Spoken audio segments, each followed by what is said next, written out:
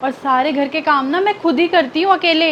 अदिति, ये तो तुम बताओगी ना कि इनके संग नौकरों ऐसा व्यवहार क्यों किया जा रहा है। अगर इनको कोई बाहर का पड़ोसी देखेगा तो क्या सोचेगा हमारे बारे में कि कैसी माँ और कैसा बाप है। इतनी अच्छी मैं नौकरी कर रहा हूँ, इस हालत के लिए कर रहा हूँ। देखना इनकी हालत, देखना कैसी हो रही है। फटे पुराने कपड़े पहन रखे हैं।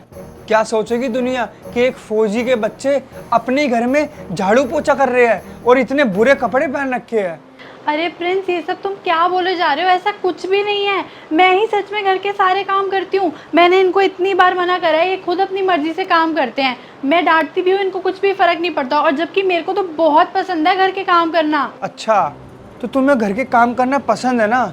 चलो तो ठीक है बेटा, हम सारे सोफे पे बैठेंगे और आज तुम्हारी मम्मी इस घर का पूरा काम करेगी। ठीक है, आ जाओ। आज मैं भी देखूंगा कि मेरी बीवी कितना काम करती है घर का। अन्नू बेटा, खड़े क्यों? ये मम्मी के हाथ में झाड़ू पकड़ाओ और वैष्णवी भी आप पोछा पकड़ाओ। आज मैं भी देखता हूँ कि मेरी बीवी कितना काम करती है घर का। आ जाओ बेटा, बैठ के देखेंगी। अरे बच्चों, डर क्यों रहे हो? तुम्हारा पापा खड़ा है तुम्हारे सामने, दो मम्मी के हाथ में झाड़ू पोछा।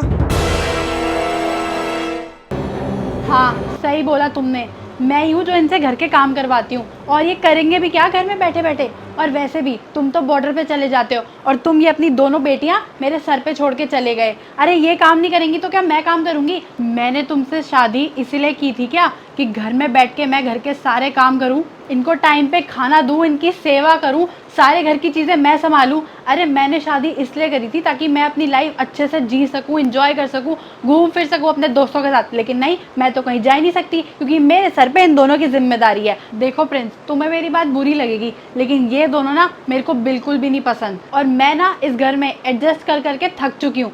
मैं ना तुम्हारी इन बच्चियों की सेवा करने के लिए नहीं बनी हूँ। आई समझ में?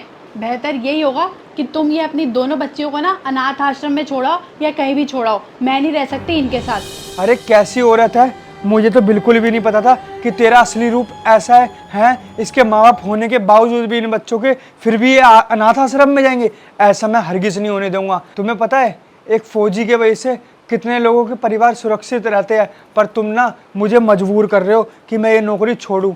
और हाँ, मुझे पर ये नौकरी छोड़नी पड़ेगी अपने बच्चों के लिए। एक फौजी के लिए जितना जरूरी उसका देश है ना, उतना ही जरूरी उसका परिवार है। पर मुझे नहीं चाहिए ऐसी औरत। जिस बच्चों के वजह से मेरे को बाप बनने का सुख मिला, मैं उन बच्चों की ऐसी हालत देख लूँगा।